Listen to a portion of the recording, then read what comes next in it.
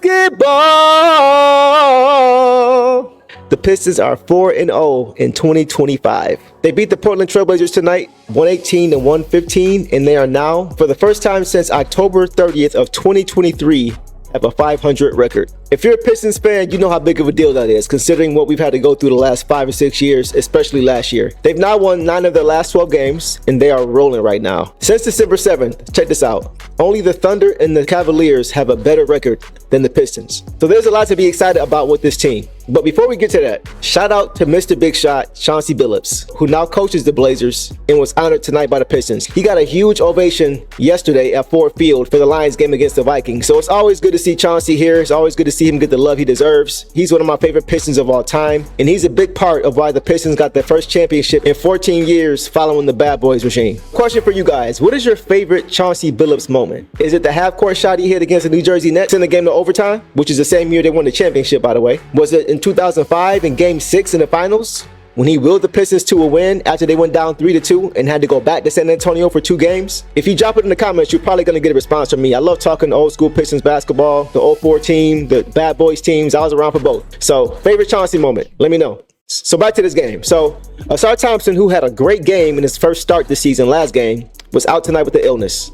And that's unfortunate because he really was showing signs of returning to the player that we all saw at his peak last season. But I'd imagine he'd be back for the next game against the Nets as long as the illness isn't anything serious. So Malik Beasley got the start for Asar tonight. Simone Fontecchio also returned to action tonight after missing the last 3 games for personal reasons. So, initial thoughts, right? This was an ugly game. I'm not gonna lie to you guys. This is a very ugly game. It was very choppy, a lot of unforced turnovers, a lot of miscommunications. They just weren't hitting on all cylinders, and they were really out of sync offensively, and it seemed to affect their defense. They were very, very sluggish defensively. They just didn't have the energy and effort. And once again, they got up to a slow start. I talk about this, it seems like every show now, the importance of getting off to fast starts and hitting first. Greg Kelser actually said the same thing tonight on the Pistons telecast. The Pistons tonight, they played down to their competition. No disrespect to the Blazers, right? And Chauncey looks like he has them moving in the right direction. But the Pistons are the more talented team. They're the better team. But early, they did not play like it. They had no sense of urgency. And that was disappointing for me because I feel like whenever a legend is in the building, I want to be at my best. I want to get a win, right? Even if that legend is the opposing coach. And on top of that, Aaron Glenn, defensive coordinator, who put on a masterpiece of a defensive game yesterday against the Vikings to win the NFC North and the NFC outright. With him there, I expected the Pistons to really show up and show him up close how the Pistons play defense. And one thing about the Blazers, man, they play hard, they get out and run, and they share the basketball. That sound familiar? Chauncey is trying to mold this Blazers team into what I always talk about, Pistons basketball. It's how the Bad Boys won championships, it's how he won a championship, and it's going to be how the Pistons win their next championship, whenever that time comes, hopefully sooner than later. So if you don't match Portland's energy, they'll jump on you. And that's what happened tonight. They went on a 14-0 run in the second quarter, and they were up 22 in the first half. The Pistons, to their credit, did wake up in the second half. They strapped up and played defensively, and they got back into the game. You know why? Because they hit first in the second half. They brought the fight to Portland in the second half. The deficit was all the way down to 3 points just a few minutes into the third quarter. So the Pistons had to focus on something that I always am talking about, playing as close as possible to 4 quarters, right? Not 3 quarters, not a half, but as close as you can to 4 quarters. 44 minutes of really good solid basketball. If you can get that, you're going to win most games. Look no further than last game against the Wolves. The energy and the physicality that the Pistons played with against Minnesota was missing in the first half.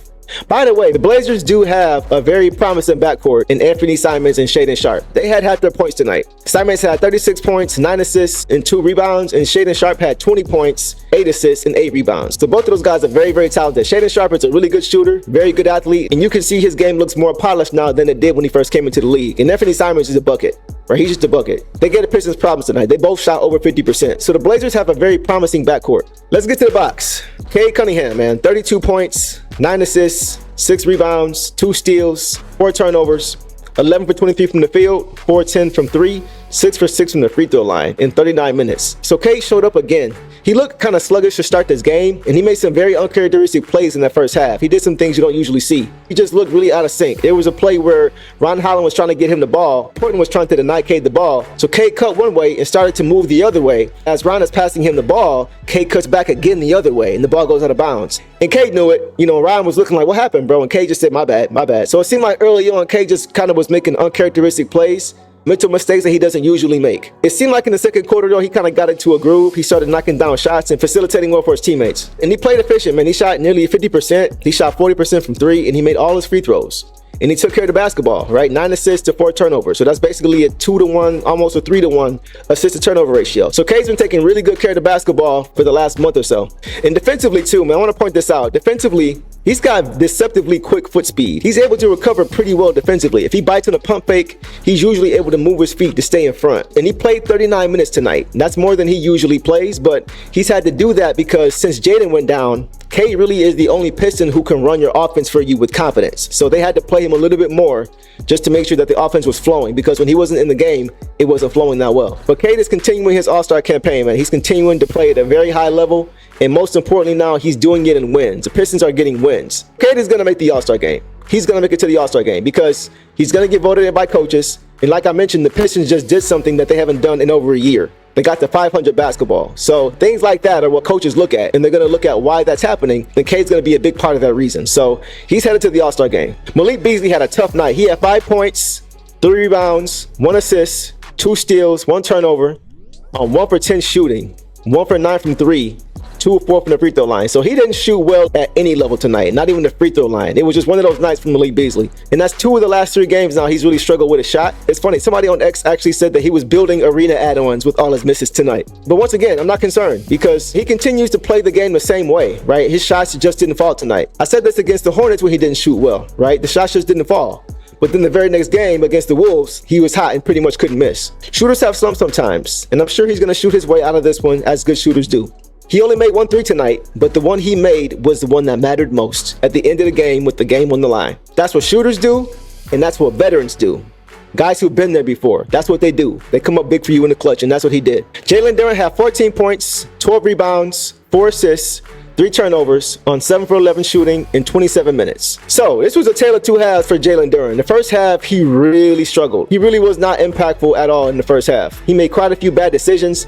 He had some bad offensive possessions to start the game where he got caught in the air and turned it over. He was trying to ISO on DeAndre Ayton in the post. There was a miscommunication with him on the lob with him and Tobias, and he threw a bad pass off the backboard. He tried to drive to the hoop from the top of the key and dribble the ball off his feet. He was just doing things we don't need him to do. We need Jalen Duren to be a defensive anchor who's a rebounding machine, who can run a transition and be a great finisher. It seems like he has lapses sometimes where he just wants to make a play offensively, and we don't always need him to do that. We have enough offense in the starting lineup, but what we don't have is enough of a defensive presence in the paint, and that's what we need him to do. If he can consistently focus on that, he'll be just fine. The last few games, he's done a great job of that, of just making that his focus. But tonight, he kind of fell back into that trap of trying to do too much offensively, and it hurt the team. But to his credit, in the second half, he really came up big. He made a lot of good defensive plays in the second half. He rebounded and finished much better in the second half. He just had a really bad first half and a really good second half. So I wonder if the coaches went to him at halftime and told him to refocus on what's most important for this team and not to do too much offensively. Tobias Harris had 17 points, 5 rebounds, 3 assists, 1 steal, 1 turnover, 5 for 8 shooting, 2 or 3 from 3, 5 or 5 from the free throw line. So the Pistons shot very well overall from the free throw line. They shot 86% as a team from the free throw line, which is impressive. That has to be one of the better games of the season. And Tobias Harris played another good game. So we talked about how in the first quarter the Pistons came out slow. Tobias was one of the only players who didn't have a slow start. He really came out and carried the Pistons offensively in that first quarter. He was knocking down shots. He was hitting corner threes. He was getting and ones, especially when Kate went to the bench. When Kate went to the bench, they used Tobias Harris as an offensive hub. Everything ran through him, and it worked well. He was really able to get whatever he wanted, and it seems like he's getting more and more comfortable offensively when it comes to his role. And defensively, he was playing very sound defense. Great game from Tobias tonight. Very efficient. Only took 8 shots. He got to the free throw line.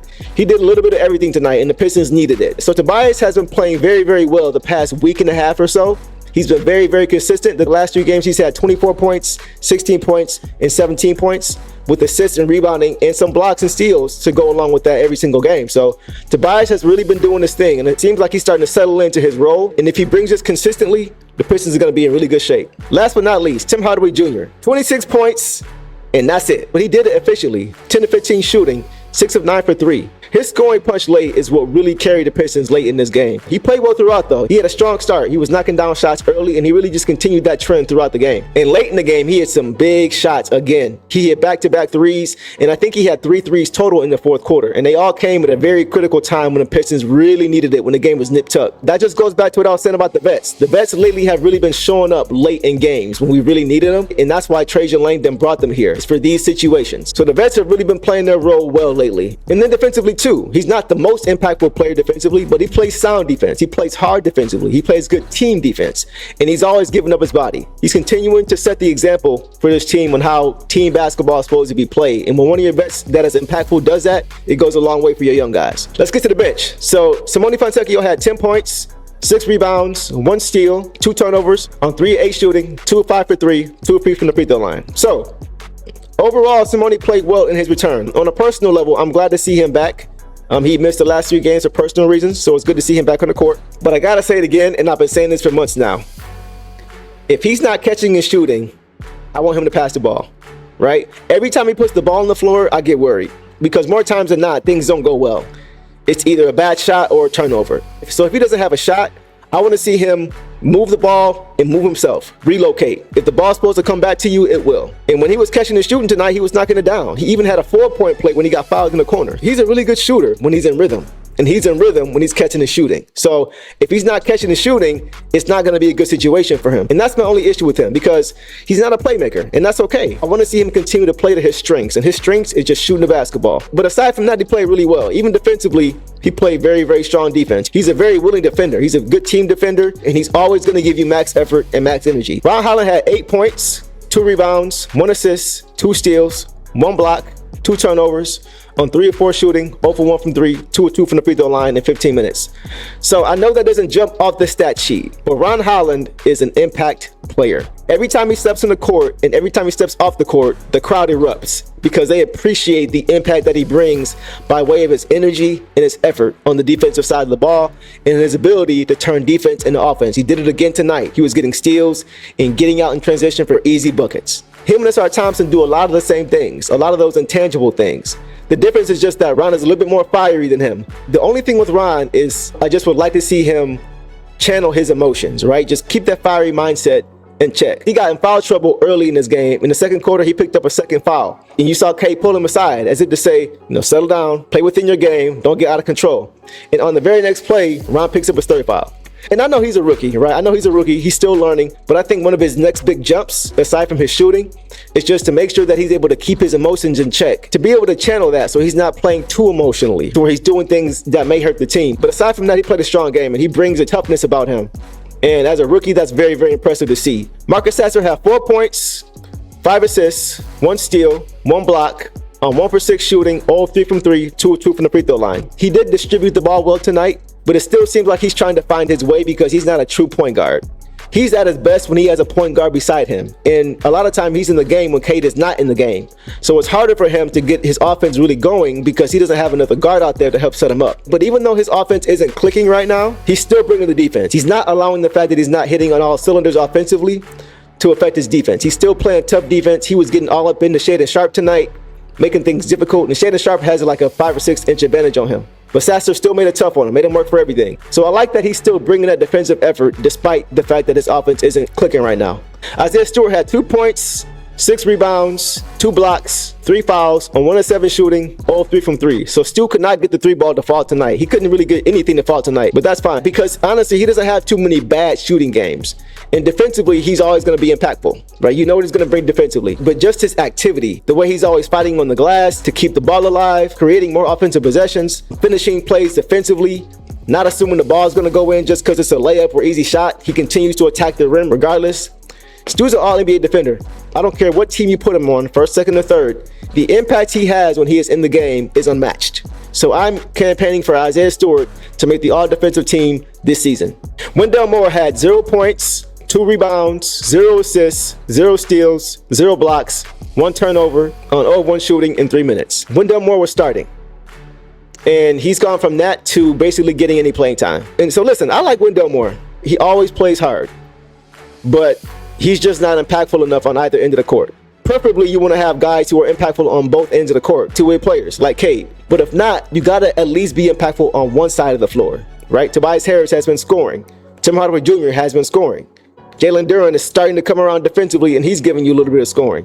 Malik Beasley's a bucket. Ron Holland is giving you energy and effort. Asar Thompson's giving you intangibles and energy and effort. Defense and offense. Isaiah Stewart gives you defense. Fontecchio gives you shooting, right? So you have to bring something.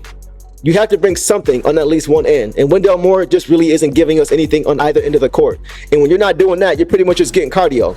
And we need impactful players in the floor. So I don't know how much more we're going to see of Wendell Moore consistently this season, especially when Jaden comes back. But I do think it's good to keep him around if you need him for foul trouble or something like that. He can come in and give you some serviceable minutes. Bobby Klitman has not played yet, guys, and I really am getting anxious to see him play basketball. I believe this is his third DNP since he's been available. So I'm trying to be patient, but I really want to see Bobby Klitman on the court soon, even if it's just for a few minutes. I just want to see him get some action because I really think he's going to be a very important player for this team going forward. So the Pistons have a chance now to go above 500 for the first time since Game 3 of last season when they were 2-1. The game after that was when the historic losing streak started. But I'm confident that if we beat the Nets next game, that trend is not going to repeat itself. But what did you guys see in tonight's game that I may have missed? Let me know down below and let's talk about it. Appreciate you hanging with your boy. And as always, Detroit versus everybody. Peace. Dress up, bless up, step up and get it. Lace up, face up, I'm here to win it. It's for my city, and the team coming with me. Headed for the championship, even if the road is long. Legends pave the way for us. Nothing in this world can take it from us. Don't underestimate our generation when you see us coming for you.